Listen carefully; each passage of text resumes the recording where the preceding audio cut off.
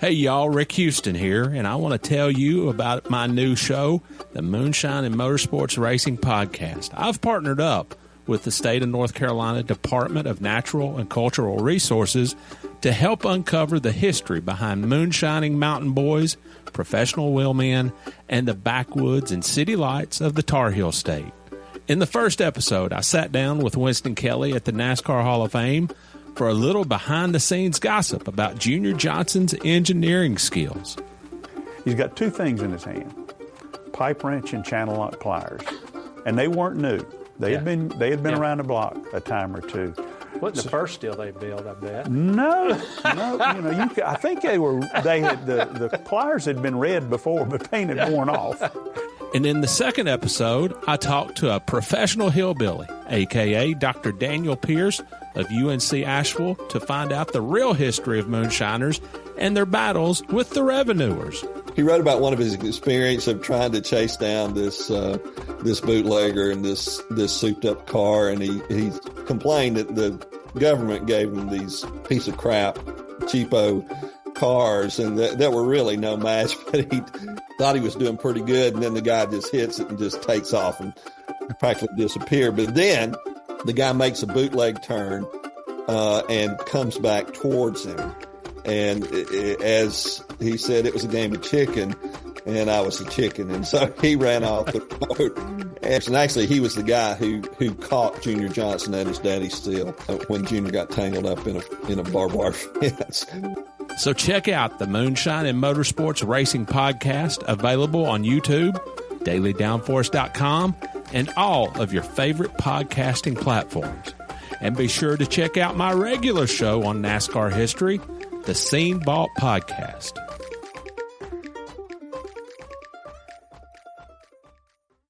Hey there, NASCAR fans. Have you got your copy of the latest edition of NASCAR Pole Position Print Magazine? If not, there's no better time than now to subscribe at polepositionmag.com. NASCAR Pole Position is the only print magazine covering NASCAR.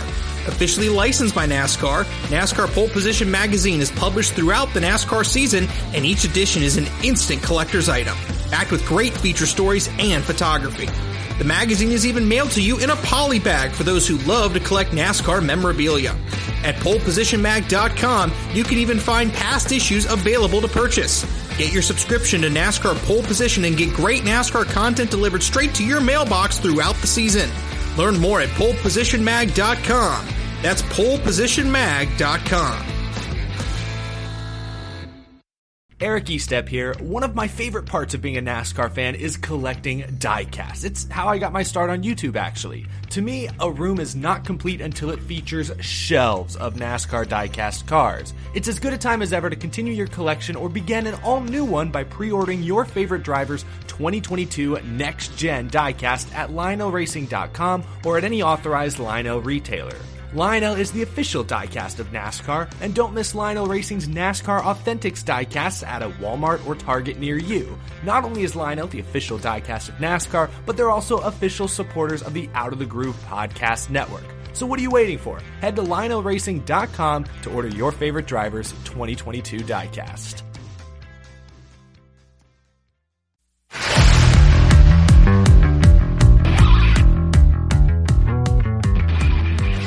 You're listening to Made in Level Cross, presented by Pristine Auction. I'm Thad Moffitt. And I'm Roland George. And today we're talking to a very special guest.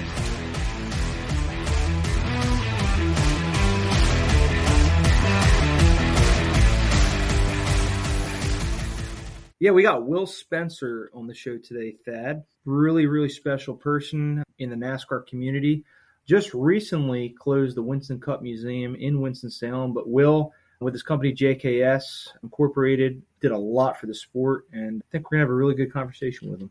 Yeah, I'm really excited to talk to Will and see his thoughts on everything he's seen in motorsports, because he's been in the business for 30-plus years now, so for him, he's seen a lot of decades of racing, so excited to talk to him, and stick around. We'll answer a couple of y'all's questions after we get done talking to Will. Right on. Let's get into it. Thanks for joining, Will, and giving us some time to talk about your rich stock car racing history and everything you've accomplished. Well, thank you for having me. There's a lot of history there. starts at Rockingham in 1971. Is that the earliest memory you have of like NASCAR? Yeah, it was actually a good friend of mine I was growing up with. His dad, Curtis Stevens, worked at Reynolds in the factory, and he had a Winnebago, and he'd gotten tickets for the first Cup race in Rockingham, and we went. He had that Winnebago. We loaded up our Mini Trail 50s, and we left on a Friday. And we camped out Friday night in the infield, and I was 11 years old, and had the barrels burning, and it was quite an experience for an 11-year-old, I can tell you that. And then on Saturday, we got to watch them practice and qualify. And Sunday, we took our Mini Trail 50s and rode them down to turns 1 and 2. And I guess we felt like we were Easy Rider. I don't know, but we were sitting there being deep, watching the race. And I watched the King and Kel Yarborough and Buddy Baker and everybody go for the win. And I came home and started building model cars. And believe it or not, I still have my Buddy Baker model car. Gene's little twin brother broke my petty car out, but I still have it and a few others that I built back in 1971. So that was, for me, it was kind of like the start of the beginning. I was a motorhead, had go-karts and everything. And I was like, man, this is just, I got to be a part of this. I'm not sure how I'm going to do it, but I was 11 years old then. I think Richard won that race, right, Will? I believe he did. There you go. So, yeah, it was a great, and I think the thing was that, we talk about that first race and we talk about Reynolds and talk about, I never thought, I would be doing what I did 40 years later. So I was blessed from that first race. Yeah. So, obviously, like I said at the beginning, Will started the Winston Cup Museum, but it goes back even further. So you're actually a native of Winston-Salem. So how was that growing up in Winston-Salem? Like, what were you doing? Were you rowdy back then? Were you ripping up the streets? Tell us a little bit about that. Well, I grew up over in Reynolda Village, right there at Wake Forest University. So my dad built a street called Lazy Lane. It was a circle that he sold 7 lots to 7 of his friends. So we had the ultimate playground. We had the Reynolda Gardens and Grayland, and where we lived on the backside, we had our own racetrack. It was an oval. The street's called Thornfield, and we could ride. It started with pedal cars coming down the street, taking the pedals out of them, 6 or 7 years old, and then it went from that to go-karts to Mini Trail 50s and SL 70s, and then you just kind of grew. As you grew into the CCs of the motorcycles. I think one of the things my dad instilled in me was that nothing's thrown away. So when a motor went bad in a go-kart, he didn't get you a new motor. He made you rebuild it. So oh yeah, I learned a lot with that. And at school, I got 3 days for riding a motorcycle through the school at Summit School. Yeah, I got 3 days for that. But I lived on a motorcycle pretty much to the time I was 15 and started driving before I was 16. I would say something that my family definitely taught me the same thing. I mean, if it's broke, you got to fix it and use it again. You can't just throw it away. So that's somewhere we can find some common ground. But I want to learn what made you want to start a Winston Cup Museum, because Grandpa just had so much stuff laying around. He just started putting it in one place and called it a museum, right? And then it ended up becoming the Petty Museum. But what was your initial thought? Well, I had all started. Dave Lawrence and I worked at Modern Chevrolet together. Danny, ECR, RCR. Dave's going to lock the door behind Richard. I always say that. But he came to me in 83, and I'd been trying to get a job at Reynolds as a show car driver, and he came to me about July and said he was going to go work for Lou LaRosa. So what are you going to do for Lou? And he says, well, I'm going to clean parts. And I thought, damn, it's not going to be any fun here at Modern anymore. So I came down. My great-grandfather, my grandfather and father all had a business within a half a block of where JKS is on Liberty Street, and a half a block from the museum. And I rented a building. I didn't really know what I was going to do. And through turn and time, and I had rented this building. I had the opportunity to finish a project for my dad, and it was making some signs for McLean Trucking. And I finished that project for a company that he had that had been in one of his buildings, or my grandfather's building at the time. And I started doing signage. And one day I got the opportunity to do something for the Vantage out at Tanglewood. And I realized it was more than just doing real estate signs. And fortunately, I'd gotten an opportunity to do some stuff for Reynolds Creative Services. And from that, I went and met Jeff Bird. You remember Jeff Bird that worked at Reynolds and was the director at Bristol and passed away about a decade or so ago. And I showed him a bunch of pictures, and he said, "Will, you can do anything we need."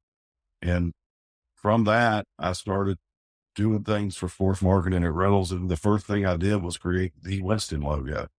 Wow. That was for Jerry Long to make the announcement at the Reynolds building, $1 million for the winner of the Winston. So that was a really cool project. And it started blossoming from there. And then about 85, 86, I realized that the building I'd rented, I couldn't work on cars and I couldn't paint trailers. And that was one thing I thought that would be a good, talk about NASCARs and race trailers. That would be a newer avenue for what we were doing for signage. So I finished that building in 86 right there. And one of the first two cars I worked on was the little Pontiac Sunbird that was the left-right series. Yeah. Yeah. I worked on it. I've got pictures of it and the Goodies show car, the Dodge Daytona, the Queen. So Sure. Bobby Moody came and helped me at night. He was one of the flying aces, and he'd help me at night work on the cars. Reynolds, basically, and Goodies were the only two that really had show car programs, for the Petties or for Childress or the Wood Brothers. Everybody used a race car for a show car. So there was a need, and I guess I was in the right place at the right time, and it just grew. It just kept growing. I'll say that. So, Danny Lawrence, you mentioned, obviously long time, person at RCR. Is that how you met Richard Childress? Well, they make TV shows about maybe what I used to do back in the day. So I had a 73 Plymouth Cuda. I put a Nelson underhood supercharger on it through the compliments of my friend Zach Reynolds. And she'd go down the road and she'd just whistle. And I took everybody's money in Forsyth County. So I was headed to Davidson County one day because I could go up there and hang out at Speedy's and figure out who wanted to lose their money or if I was going to lose my money. You never really knew. And I came off of Walltown and took a ride on Clemensville Road. And I saw this red and white Olds 442 sticking halfway out of a building right there on Clemensville Road at Walltown. I turned around, I come by, I said, "What is that?" I got out. I was walking up, and this guy come walking out. He kind of looked like Elvis. He had a jumpsuit on, and it was kind of slick. And I said, "Hey, I'm Will Spencer." I said, "Who are you?" He said, "I'm Richard Childress." That's how I met Richard. It was right there in 1970, right about 1977, right in there. And I went and bought a red Olds 442 from the Oldsmobile dealership that was used. And I took it to Sprague Street Muffler, put the exhaust out before the rear wheels, took it to Salem Springs and cut the springs and put it down on the ground, and went over to Lindsay Tire and put the biggest wheels and tires I could under it. And it had that illegal Chevrolet motor that Oldsmobile got in trouble with. It was really fast. And so I had my street stock car. So I can say I probably had one of the first street stock cars back in my day. It was a 76. Yeah. Well, you're celebrating 40 years at JKS. So what is the plan moving forward in the future? Well, I think, we were talking about the museum and you wanted to know, and you said, how did it start? It started as every time something got older, we couldn't reuse it. I would tell my boys, take it to the warehouse. I'm going to do a museum one day. So we went through that process through the late 80s, the 90s, 2000. In 2000, Rebels came to me and said they were going to get out in 2003 and could have stayed till 2004, but they opted to get out in 2003. And I'd already been looking after, I had 97 Winston Racing Series tracks that we looked after, 14 NHRA plus or minus tracks we looked after. And those two series had closed down in 2000, 2001, or right in there.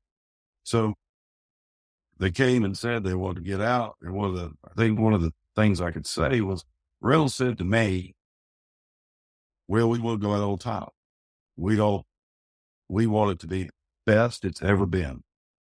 Do whatever it takes. And we spent a third more of what we spent in 2001 and 2 for 3 to make everything perfect. Wow. And through that year of 2003, knowing that sports marketing was going to go away, the objective was, don't let it go to the garbage, let me have it, and that's what we did. I mean, they were divesting in that part of their business as far as the marketing program.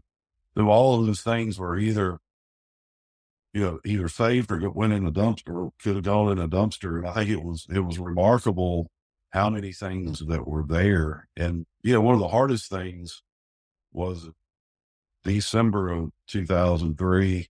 You had Rich Hallbaker and Ed Larry and Tim Considine. There were like 3 people left.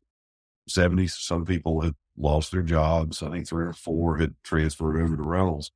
And I felt like I was the last man out, meaning that I was the man that took down Ralph Seagrave's picture and T. Wayne's picture and a lot of the pictures and put them in the conference room closet for safekeeping, and didn't really know. I had other things that I had brought to Liberty Street, and I knew I needed to do something, but I couldn't really figure out what I needed to do. And one day I was talking to Richard Gilbertson. I said, man, what should I do? And he said, do a museum. And I said, I've been thinking about it. He said, that's what you need to do. And he was kind of the one that kicked me over the first step. And I looked at the old mother and daughter building on Trade Street, and it wouldn't hold the weight of the cars. The city had showed me that. And then Earl Shives up the street had been closed for about 10 years. And it was originally a Nash dealership built in the 50s and became Bob Neal Pontiac. So I bought it in closed on early 2004, and we opened a museum in May of 2005. I think one of the hardest things to do was, how do you take 33 years of history? And if you've seen the mural, it's beautiful. Exactly. You had to figure out who was where and when, and it's like I tell Richard Childress, I said, if you hadn't hired Dale, you wouldn't have made it on the mural. It's 1979 or whatever. Sure. But I mean, that's how it all worked. And, Colbert did a good job in the past year and a half, 2 years. We were closed for 2 years for the pandemic.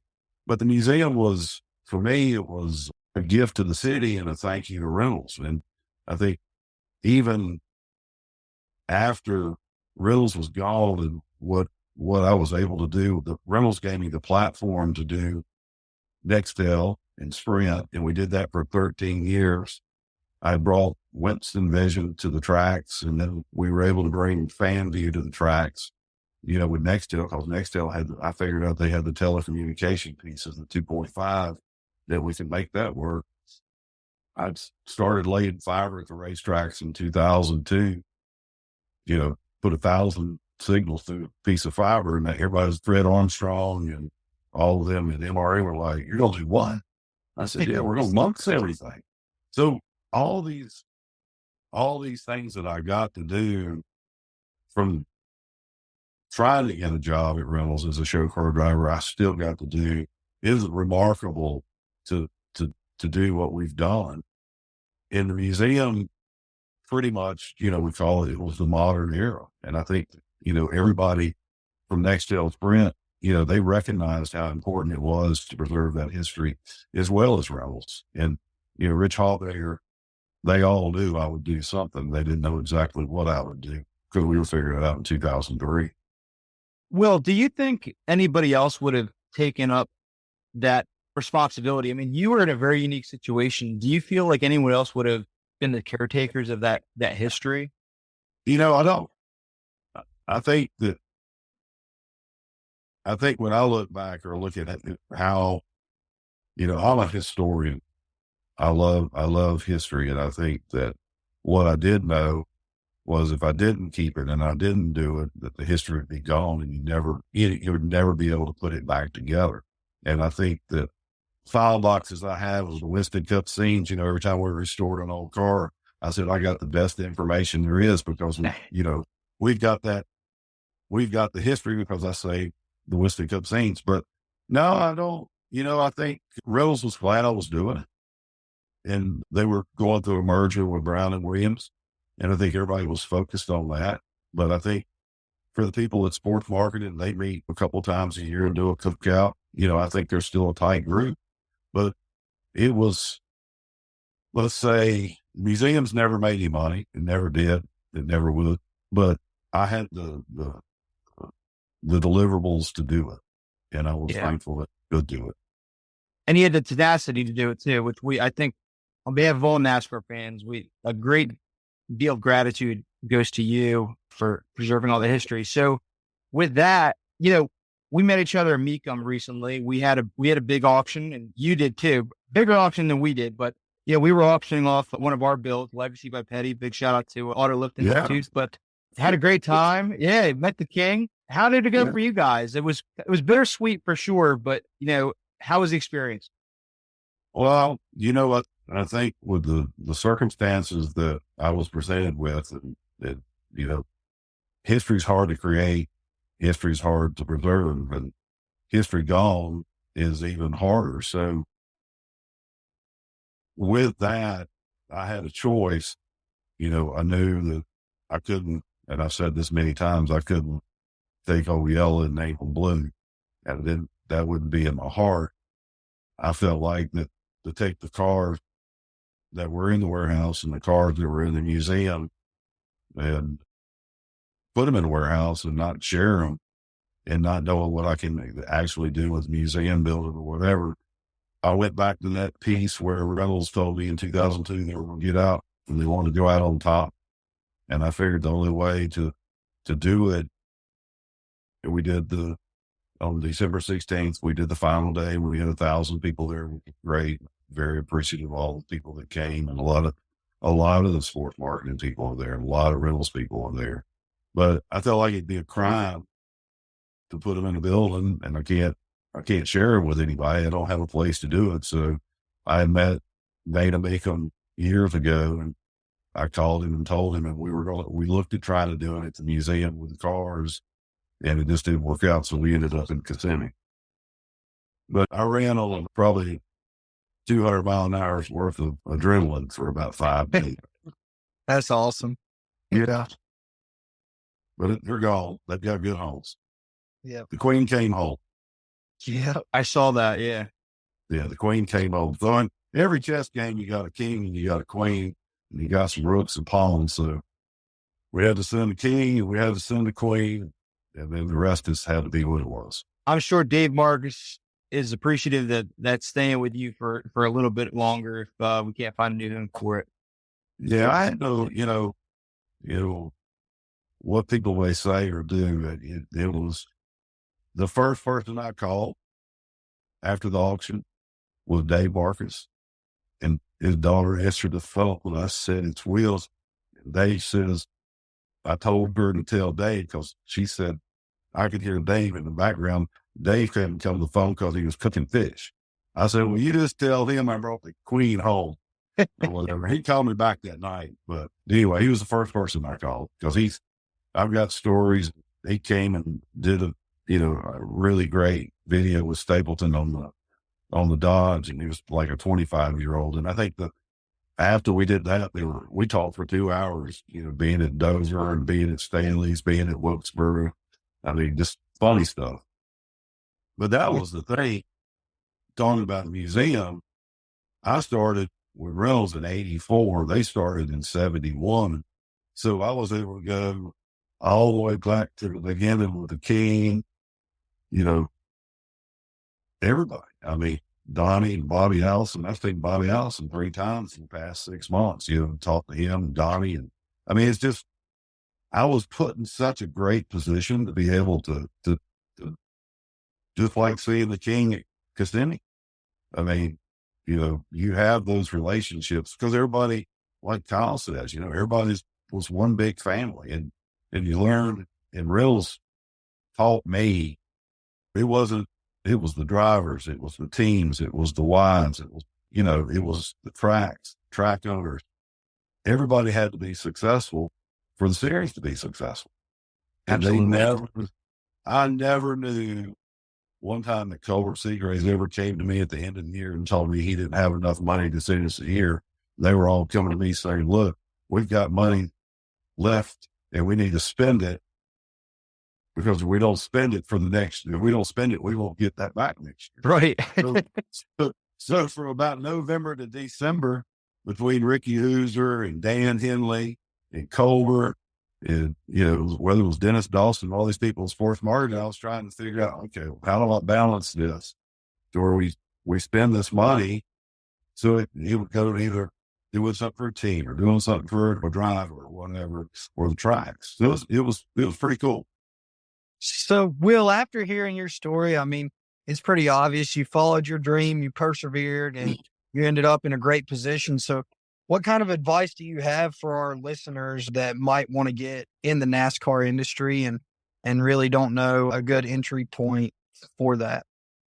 I think one of the things that we have, I don't know about, for me, it's probably been about 12, 15 years ago. There were some interns that came from Charlotte to the Welcome facility, and we were in the conference room, and everybody gets all giddy about it and thinks it's the best thing ever, and it is.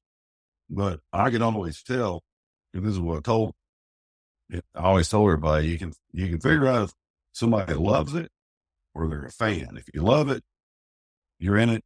It doesn't matter what it takes. And I told those kids, I said, if you're going to get in the sport, I want you to know that I've missed more planned meals than you've had, which is true. And somebody asked me in 2020 if I was going to go to Daytona, and I said, you know, I think I'm going to go to the beach this year, because I added it up. I spent over a year of my life in Daytona Beach racing or doing displays or whatever with Ed Barrier. You know, because if you add it up, we go test once or twice a year, 2 races a year. I go down for business meetings or whatever. It didn't take long to, you know, be over a year's worth of time just in Daytona. So you have to be committed to it. I was never, let's say this, I've never been a race fan. I'm a competitor, but I respect the racers. I know that every time I put Ed Barrier in a car, I'd slap him on the helmet and tell him, you got 250 or 300 or 500 miles to come back and get me. Because I knew, and he had some bad wrecks, and he got through them, and didn't hurt him. You know, rang his belt pretty good. But I knew, like all of us as well as friends and family and all have, that, you know, it might be the last time you get to see. I consider a race car, even a show car, and even the show car drivers that we have today, I tell them all, it's a dangerous weapon and it will kill you. And it is proven that. And you've got to have the respect. So you have the respect for all the drivers. You have the respect for the team members, the ones that go across the wall. It's a very competitive sport. I think NASCAR did a great job bringing it, you know, one of the first major sports back out, you know, during COVID. And watching the dedication, there's so many, like Betty's team, RCR's team, Stuart Hall's, all those people were so dedicated. They took the risk of getting COVID or, you know, getting sick from all of everything was going on. So yeah, you have to be dedicated. Well, that's great advice. So, wrapping up, because it's been really awesome talking with you. You have a new digital platform coming out. Yeah. Can you tell our listeners a little bit about that, and then where they can find you? Yeah. So it's Win Cup Museum. And actually, we had that on Instagram. It was Win Cup Museum. So basically, the thought of Christy and myself is there is a lot of history. And I mean, I think the history of the cars has not even been explored to the fullest of what it can be. And I think they're, just like what's the Petty Museum. I still have lots of cars. I sent 33 to honor the 33 years of history to Mecum. And I think that was important to do and do it the right way. So just go to experiment, try a few different things, just like talking to y'all today. I mean, it's a great opportunity to do this. I thought 3 or 4 years ago that I was going to be able to do some of the things I was going to do. We started doing them in 2023, and Chris Williams helped me with a lot of stuff, trackside manager and Colbert. Yeah, Stapleton did a great job on some videos. So it's kind of like just doing your podcast. It's figuring it out. So it's like throwing 33 cards up in the air and figuring out where they're all going to land. I'm not done. You better not be, because we need you, Will. We need guys like you out there. I'm not done. And I think the hard part is the brick and mortar. I've got this, and I can share it with you. I ran across it the other day. I had Rachel find it. Actually, there's so many museums. I saw one yesterday, Mecum, I believe it's the Mecum Museum in California. That's 400 cars. It's closing. There's another one I saw this morning that's closing. Brick and mortar is, it's not what it used to be. And I mean, I think unless it's like the NASCAR Hall of Fame, we do a ton of work. So for Winston and Kevin, we're still involved. JKS is still involved, and we have those great opportunities.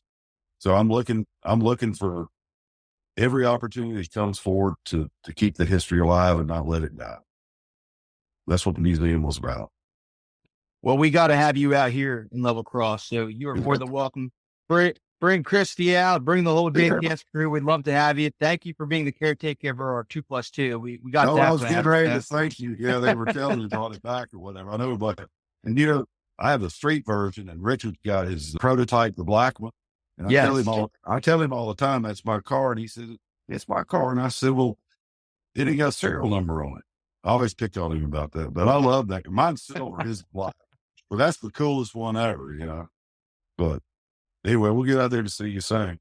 Yeah, be sure to tune in to go online and find Win Cup Museum. We'd love to be able to just give us a like and give us a chance to preserve that 33-year history. It'd be wonderful.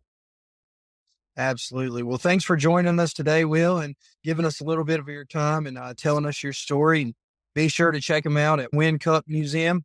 That's it. WinCupMuseum.com. Right. We're all winners. All right. Amen to that. All right. Thanks, Will. Thank y'all. Appreciate it. Y'all have a great day. We'll be right back. But first, a word from our sponsors.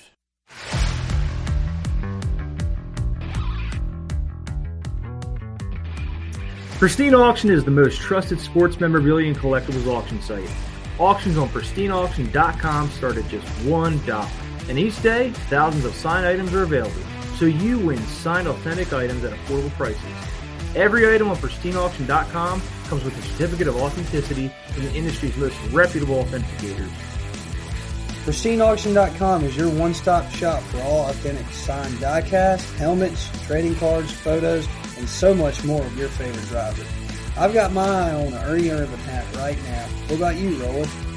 I'm looking at a Dale Earnhardt signed Chevrolet poster. I need it for my garage. I'm willing to bid right now on it, Dad. So you got to get that Ernie Irvin hat too. Yeah, that thing's pretty sweet. So I'm going to try and put my bid in on that. Upgrade your collection today and get $10 off your first win using registration code THAD. Again, that's registration code THAD for $10 off your first order. Links are in the show notes. For you, it's all about going further, faster. For them, it's about helping you achieve it. That's why at Customers Bank, they combine the best of technology with a deeply human touch. They offer a wide range of innovative banking solutions backed by outstanding personal service, giving their customers the edge they need to take on tomorrow. Take the lead with Customers Bank. Learn more at go.customersbank.com/NASCAR. Induction Innovations is the leader in American-made handheld induction heaters. Home to the original mini ductor for over 20 years, they've been innovating how mechanics can tackle challenges like Loctite, rust, and so much more. Induction Innovations Mini Ductor series were meant to free up components quickly using induction heat. The Mini Ductor is designed to help techs cut down on ticket times and say, forget that torch. Induction Innovations. Do it faster, do it better, do it safer. Visit inductor.com to learn more.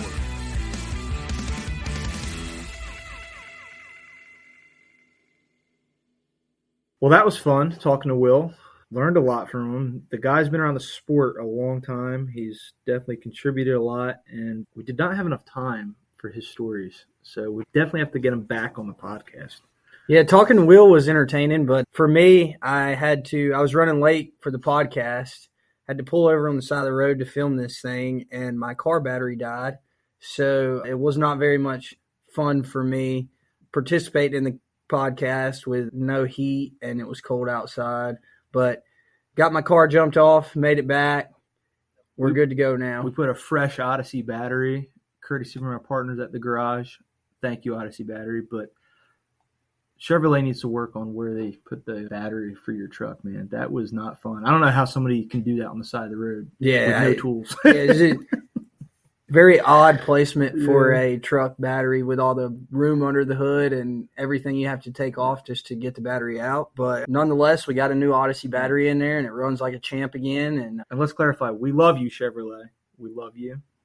We're hoping to win lots on the track with you. So we just got to figure out where to put that battery in a better place for Thad's truck. Anyway, shifting gears. So yeah, had a lot of fun talking to Will. So definitely go and check out his Win Cup Museum project on YouTube, and he's going to do a lot of cool stuff there. So make sure you go out and support him. Got the pleasure of meeting them meaning Will and his wife Christy. They're very, very lovely. Got to meet your grandfather at the Mecum Auction. I'll touch on that if you don't mind, real quick. Yeah. So, we took Legacy, which is the second vehicle Petty's Garage ever built. It was commissioned by our friend Bob O'Gorman. So big shout out to Bob at Automotive Lift Institute. We got that down there across the block for, I think it was $185 after everything was said and done, and got to meet a lot of cool people, including Will. And that's how we got the podcast all scheduled. So Mecum, great group of people. Loved hanging out with them, and you'll have to come down with us next time. Yeah, I enjoy all those car shows. They do one in Greensboro, the Greensboro Auto Auction, Barrett Jackson, Mecum, all really cool events. You get to see a lot of stuff that you don't get to see every day. A lot of cool people at those events. A lot of rich people at those events. Yeah, a lot of rich people at those events buying. Dude, I saw like a Ferrari or something went for, how much was it? Like $8 million or something? It was like a crazy number down there at the Mecum Auction. You're probably right. Yeah. They had quite a few of them down there. There was a lot of Corvettes down there, too. I've never seen so many Corvettes in my life. So, yeah. Hopefully they have new homes for this year. So what else did you do? You just had a production day. Actually, let's back up from there. You had 2 photo shoots and a production day. So how was that? That was like your first time. Well, I wouldn't say your first time. You did it a couple years ago, but this was like your first major photo production. Yeah, it was pretty cool. Like I had the Fox photo shoot, which was like a party, and there was like all the drivers were in there. They tried to cram us all into one day, but they had like a DJ in there, dude. It was not like any photo shoot I've ever been a part of. Nobody was worried about being quiet. They had full-blown turntables in there and everything else. So really cool to be a part of that this year for the first time. I'd never been part of the Fox photo shoot because I'd never been full-time in NASCAR. So for me to get to participate this year was cool. And then we did the Getty Images photo shoot, which they use for all the stuff throughout the year. And just getting to see some old friends of mine. We ran into Todd, who had been a guest on the podcast, Daniel Suarez, Ross. I got to spend some time with them. Michael McDowell we saw, all these drivers that I haven't seen in a while because I was off the scene running Trans Am stuff that I got to spend some time with. My boy Noah. Got to talk to Noah a little bit, he's excited for him this year, stoked. I talked to him about his deal with Stuart Haas. He seemed really excited and happy over there, so love that for him. And just cool to be back in the NASCAR circle and get to spend some time with some old friends and make some new friends, and hopefully get this season off on the right foot. Hopefully they have all the footage they need, and now we can just go win some races. What was with the clock? I don't know. I'm not really sure. I'll give context. Thad's posing with this giant clock. I guess what is time ticking away for you to win a race or something? I don't know. Time's ticking away till the checkered flag, I guess. I mean, I don't know. It's all for TV, right? I don't really understand it. I just do what they told me to do. What was the cheesiest thing they told you to do? Because I love when you're watching TV and, the guys are pointing. And what was the funniest thing they had you do? They had me do, like, at the clock thing, they had me do like I was tapping on my watch and then like this, like, man, you're late. Like, throw my arms up like, where the heck have you been? You're late, man. I mean, I don't know that it was really that cheesy. Oh, they did one where I was like rubbing my hands together, and it just made me feel really like, oh, dude, that's cheesy. Yeah, it made me feel like really weird, so yeah, it was a very unnatural feeling. But the production day here at Petty's Garage with Customers Bank and Tasty Duck was incredible. I mean, it was all day long. It was cool. We ate a bunch of duck. I know. They came and grilled us duck sausage. We grilled duck legs. So we ate a bunch of duck. Banking is not as sexy as duck, I guess, but it was cool to be able to film some of that stuff. I mean, it's just. You say banking's not as sexy as duck? Yeah, like there's nothing like what's cool about banking. I mean, I wouldn't call duck sexy, but duck's delicious, man. Right? No, but there's a lot more that you can like. There's other things that you can do. I'm just what I mean? You're just taking my words out of context here, man. Just say, like, when I think of duck, I'm not thinking, man, that's sexy. I'm like, that's delicious. Yeah, right. But the Customers Bank one was cool with the money. The money, yeah. Yeah, we threw up some money, took some shots of me like tossing it like the $1 bills. Oh, yeah. It was not very like commercial, like I didn't think. No. It was cool to participate in. Everybody was here, so it was cool to have Joey from Tasty Duck here and his son and father, and then Caitlin from Customers Bank come and hang out and get to spend some time with my partners and really make them feel like family before we kick off the season and get busy, and we're racing every weekend. So just good quality time with some great people, and hopefully we got everything that they need, like I said, so that we can just go focus on winning races. I tried getting Joseph to tell you that Ben Rhodes was his favorite truck driver. I gave him a little die cast of Ben Rhodes. He gave me the Ben Rhodes die cast and said, will you sign this? He signed it. He said, will you sign this? And then I had trouble signing the hood of the 1/64 scale die cast. You did pretty well. Yeah. I mean, I was pretty impressed. So I wonder if Ben can do that. He's got a shorter name than you. So I would imagine he could. All right, that's a challenge. We'll get him on the podcast, and we'll say, sign this 164 as good as Dad did. But, no, you got some really amazing sponsors. We can't thank them enough. The Jergowitzes were absolutely fantastic here, as well as I did struggle to say that name during the photo Jergowitz? shoot. Yeah, Jergowitz. It's a cool last name. Have you ever seen like the spelling of it? Well, obviously you have. It's on your uniform. Like you wouldn't expect Jergowitz to come out of that last name, but I can't say enough. They're the nicest people on the earth, and same with the Customers Bank people. So shout out to Caitlin Dagler and all the fine folks at Customers Bank. Very blessed to have them on board the program for this year. So, and then hopefully some more, which I'm sure you're gonna have. I'm gonna vent right now with your sponsors. So, not with your current sponsors. Finding sponsors, folks. It's not as easy as you think it is. Okay, a lot of people just think these sponsors just magically fall into your lap. It's not the case at all.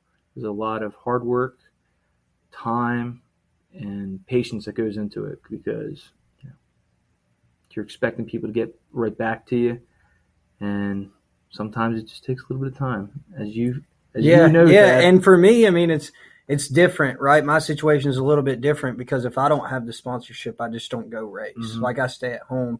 Like, nobody's going to foot that bill for me. I know that everybody's kind of under the impression that Grandpa would just pay for me to race, but obviously that's not the case, or I would already be cup racing by now, right? Yeah. I mean, I was on the same path as Ty Gibbs all the way from late model to cup, and he's already there, and I just finally got my first truck deal because I just finally got some good solid partnership this year for the first time. So for me, I mean, it's just a totally different deal. Like I'm sitting on the couch at home if I don't have the sponsors to go race. So that's everything to me. And, selling it's fun, it's challenging, but it's not easy by any means. We worked really, really hard to get partners on board this year, and we've had conversations with thousands of other companies that have said no. And that's just part of the game, right? You go through 1,000 of them, you get 3 or 4, and that's what we need to go race. And so luckily Lane's worked with us really good, and I'm really looking forward to getting up off the ground and running my first full season in the truck series and having some good backing and some Chevy help and some sim time. I did that last week for the first time ever. How was that? Dude, did you enjoy that? It is incredible. Like what GM's facility is just incredible. And then the simulators themselves is like way above my head what they're talking, and then there's like 8 guys in the room on their computer, and they're all looking at splitters and tires and every aspect of the truck. And the software is just incredible. Like what they do at the simulator is really, really cool. So you go out and run like 5 laps, and then they turn around and make a change. And then real time, they upload this change onto the computer, and you go run 5 more laps and you say, that was worse, that was better. And then not only that, but it has the lap time there to tell them. So like, even if I say it's worse, but I ran faster, they can be like, all right, well, what was wrong? Because you picked up 2/10, right? So it's just really cool that I have the opportunity this year to look at all that data and study it and fine tune myself as a driver to just become the best possible race car driver I can be in 2024. So for like this sim event, where were you? Were you at Daytona, or like where did they have you race? They do several tracks. Like from what I understand, they do pretty much every time we go, we won't run just one place. So it was Daytona, Atlanta, Vegas. Okay. The first 3 is what was on the simulator this time. And like Daytona, Atlanta, they pretty much just make changes to the car, right? Right. And then Vegas, I give like more feedback, or that's how that whole deal works. So do you feel like you're more confident going into these tracks this year? I feel like it'll really help me when I get to places that I've never been. Okay. Like when I get to like a Darlington or a Martinsville, like I've never run a race at Martinsville, Homestead, like all these racetracks that I've never seen before. If I can just get laps there, because dude, I was looking at the schedule and we get like 20 to 40 minutes of practice everywhere we go. Like how do you expect a rookie to go out there, learn a place in 40 minutes, right? Not only that, he's learning the racetrack, but he's also making adjustments to his car for the whole weekend, and then go out there and execute the whole race. So like if I could get the sim time before to go learn the racetrack, so when I roll off a pit road, it's not like I've never seen turn 1 at Darlington before.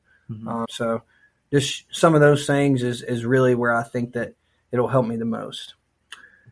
Something else that was pretty cool was having your seat poured in. A lot of people, like Noah, showed that being done. A couple other drivers. What's that like? Is it like a? It's not very comfortable. It looks like it's comfortable. It's like so it's pretty cool actually. Like they mix this stuff up for 20 seconds, and you got like less than a minute to get it poured in and formed around my body. So it's actually like everything else in racing. It's a really quick process, but it heats up and it gets like really, really hot. So it's really uncomfortable. It's a chemical reaction. So it causes it to heat up and expand, right? And it forms around my body. So they put these 2 pads in the seat and this bag, and then they fill the bag with what is essentially the foam after it sets. And it's a pretty neat deal. If you haven't seen it, go to my Instagram and check it out. It's pretty cool how they do it. But I think that how it looks like it's like you're sitting in a big pillow, and how it feels is nothing like that. Like it's pushing on you. You have to push against it the whole time. Just really, really cool. So is that your seat for the year? Is that like a one and done, or? So what they'll do is like run that seat. So I run mostly Butler seats in my stuff, but that is for super speedways and my backup truck.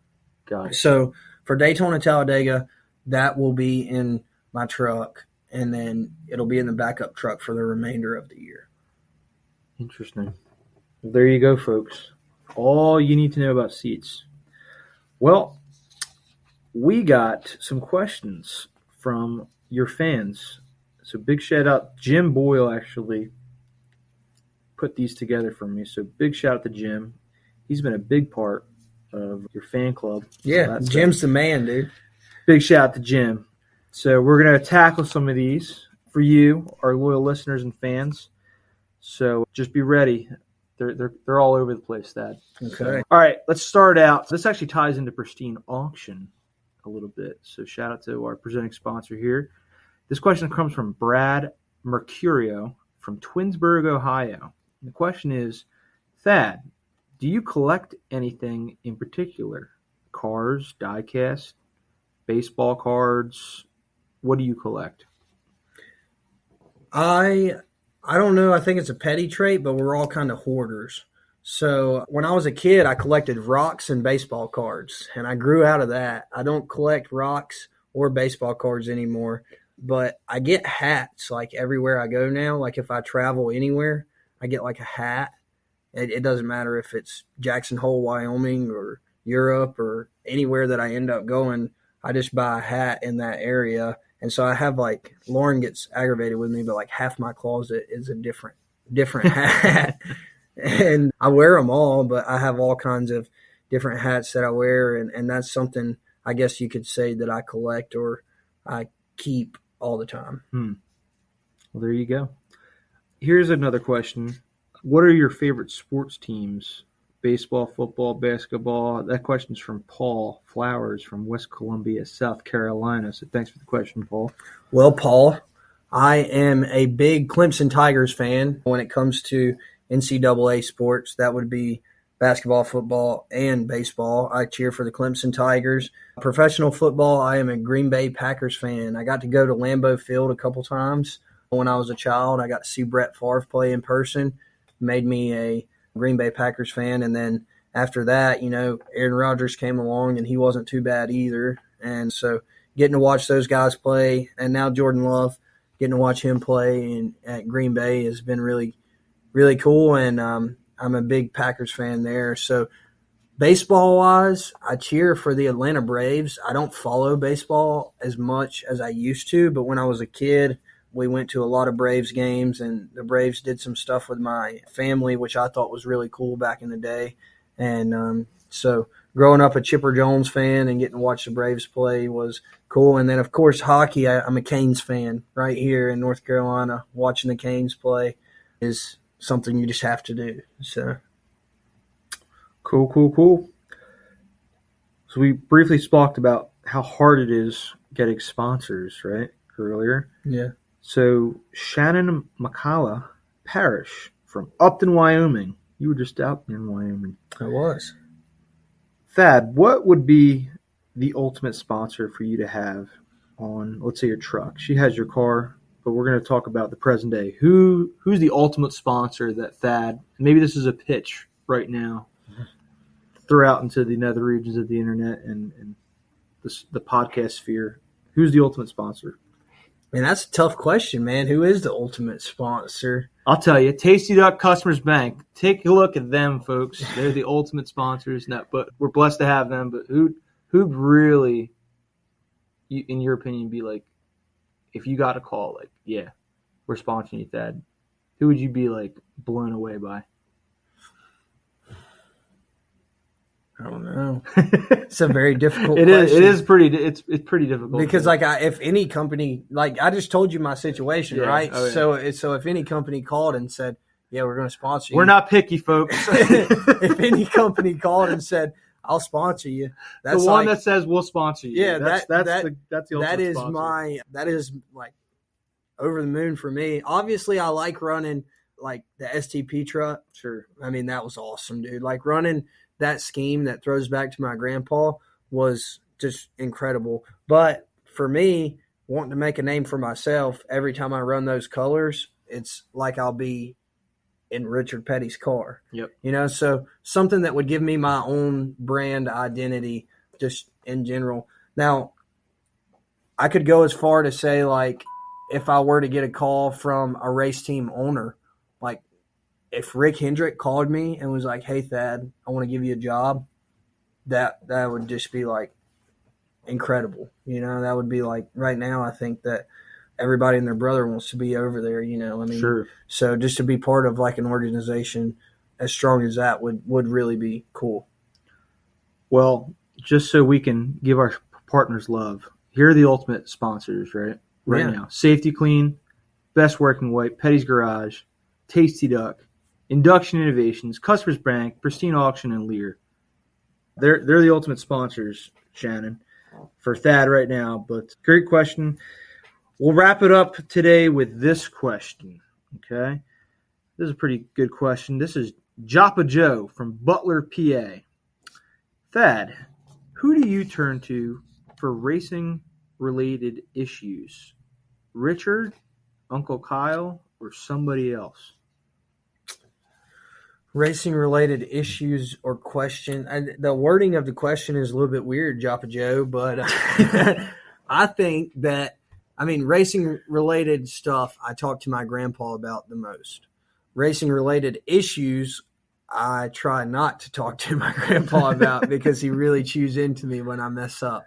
But if it's a question that I have, first person I probably go to is my grandpa, and then current drivers, right? Like I have a lot of buddies. Grant Enfinger answers questions for me, and I feel like he shoots me straight. Ross Chastain, I've recently formed kind of a relationship with, and he said he would be willing to help me, so if I get into the year and I'm like, man, this is really not working for me, can you give me some advice? Ross is probably somebody that I would definitely turn to and lean on to kind of help me get to where I need to be, but just in general, life questions, racing questions, it doesn't matter. My father and my grandfather, probably like most people, are the first two people that I go to figure stuff out, because even though sometimes I don't agree with everything they say, they've been around the block and they've done it. And so just leaning on them and their knowledge and asking them questions is probably the first thing I do.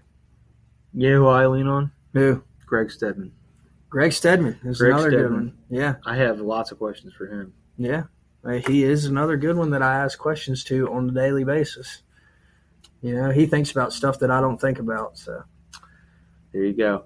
Well, thanks for those questions, folks. Keep them coming. We got plenty more. We're going to address them each and every episode. So really appreciate you tuning in and sending those in. What do you want to leave the folks with this week, Thad? Any pearls of wisdom or upcoming exciting events? What's going on in your world? Just ready to get to Daytona, man. I know that everybody else is too, but as far as pearls of wisdom, I'm not sure I have any left. You got nothing left? Nothing left to say this week. But yeah, it's just ready to get rolling with the season. Everything's forming up the way it's supposed to, and I appreciate everybody for tuning in and listening to Made in Level Cross. It means a lot to me and Roland and everybody here in Level Cross. So thank you guys for tuning in, and be sure to check us out and follow us on all the social media platforms. Yeah, do the thing. All right, everybody. We'll catch you later.